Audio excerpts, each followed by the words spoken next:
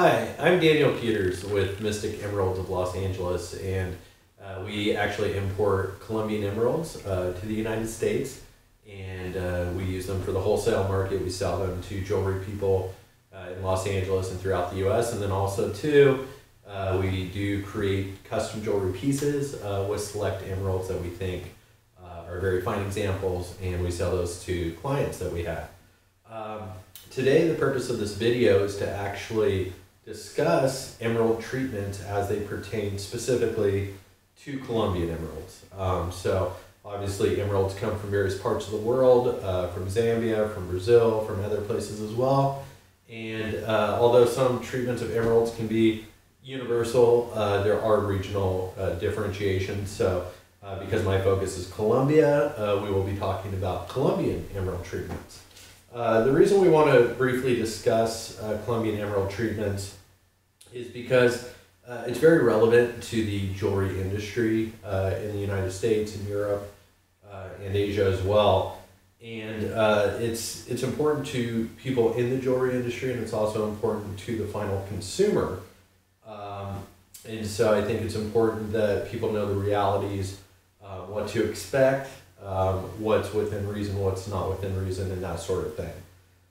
So first of all, there's three major myths, as I see it, when it comes to emerald treatments and how they pertain to Colombian emeralds. The first myth that I would like to talk about is just the stigma behind treatments in the first place. So the first thing that's important to remember is that with emeralds, not just Colombian emeralds, but all emeralds, treatment is normal. And the reason treatment is normal is because the nature of emeralds are that they're soft stone, they're much softer than diamonds, they're softer even than rubies, and because of that they do suffer inclusions, fractures, fissures, just natural imperfections. And even the finest emeralds will have these imperfections. That is the reason that they have what's called clarity enhancement or treatment in the first place.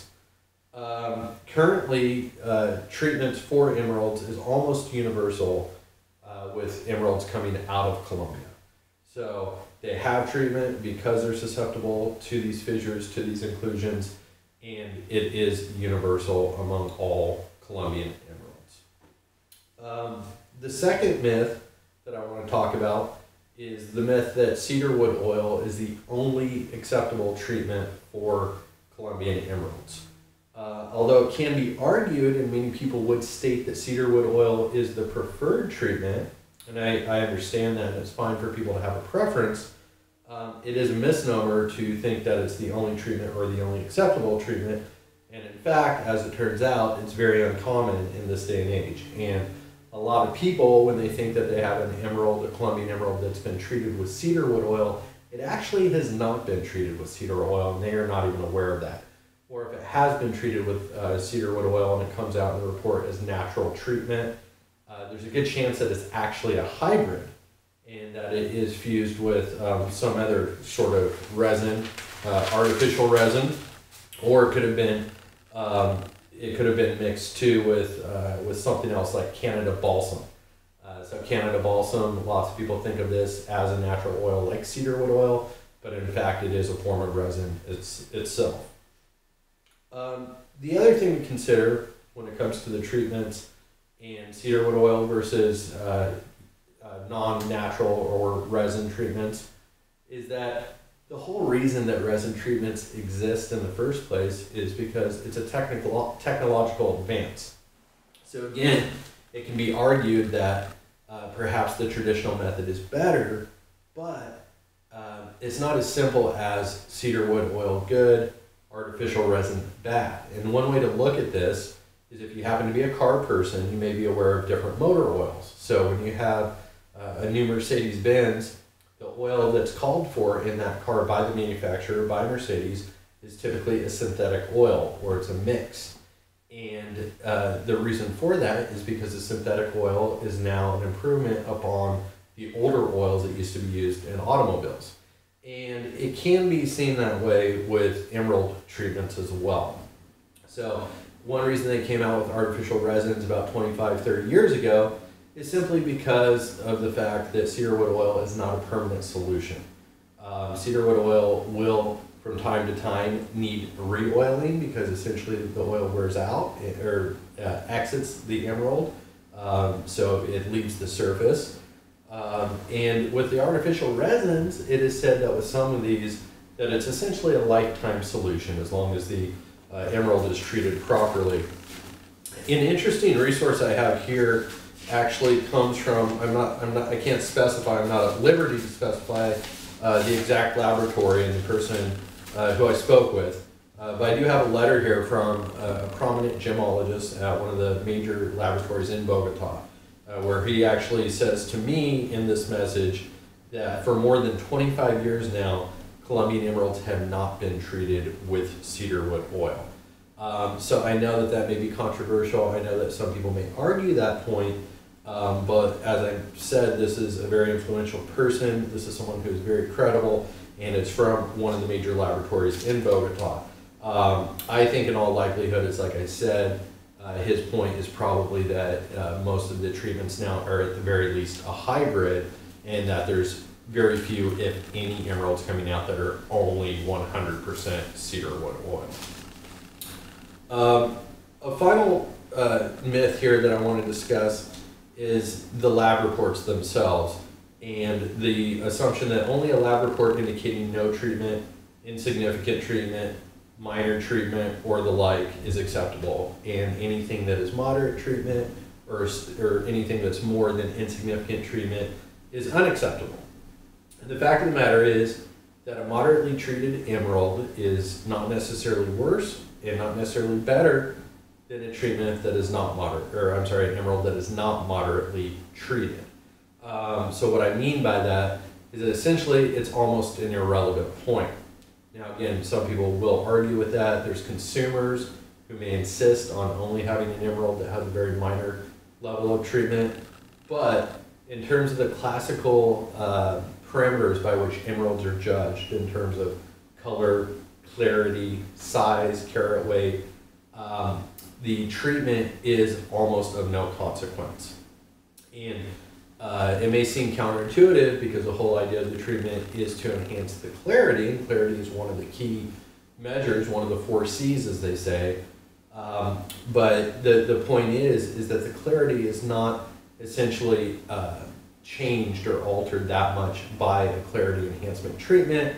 All that happens is in those small fissures, in those inclusions on the surface level of the stone, that they're filled in by the treatment, and that creates for a better light refraction and a better index on that. One thing I want to mention here, I have another resource, and this is actually from the esteemed Ron Ringsrud, and many of you have probably heard of him, but he's considered one of the foremost experts on emeralds in the world.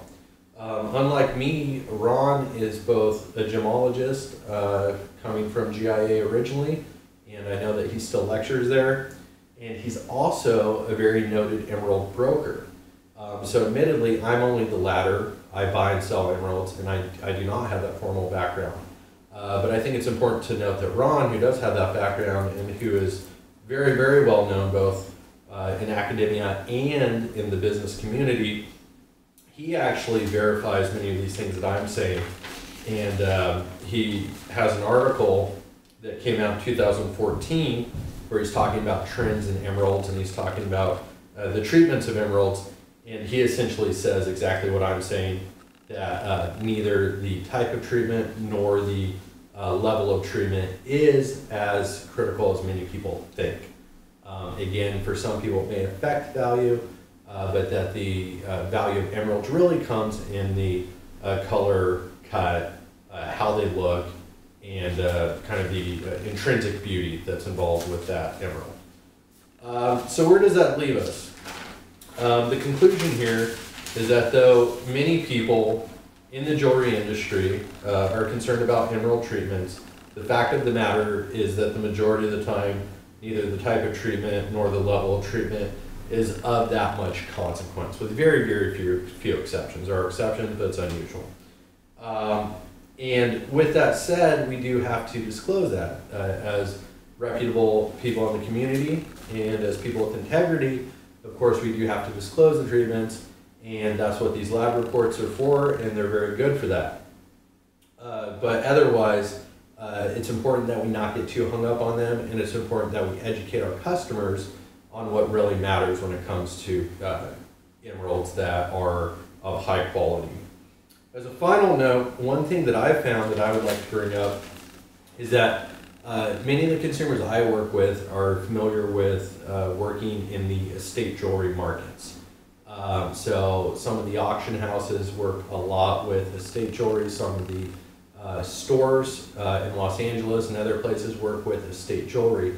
And I've developed the opinion that lots of these ideas on emerald treatments and the significance of them comes from the estate jewelry experiences that people have, namely that old jewelry that's from the 1930s, maybe Art Deco period emerald jewelry, usually doesn't have treatment. It usually doesn't have any treatment, or if it does, it's very insignificant, and it's cedarwood oil.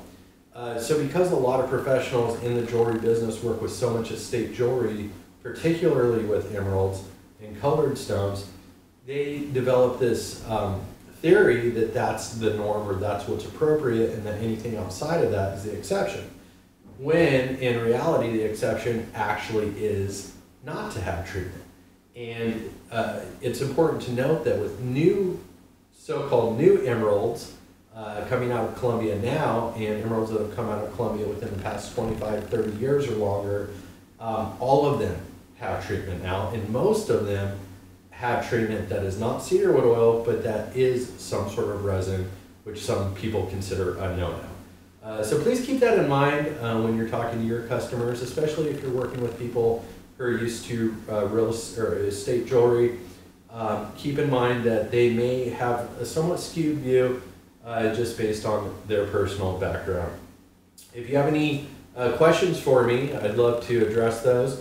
Always feel free to reach out to me at www.mysticemeralds.com, and my email is Daniel, my name, Daniel, @mysticemeralds.com. Thank you so much.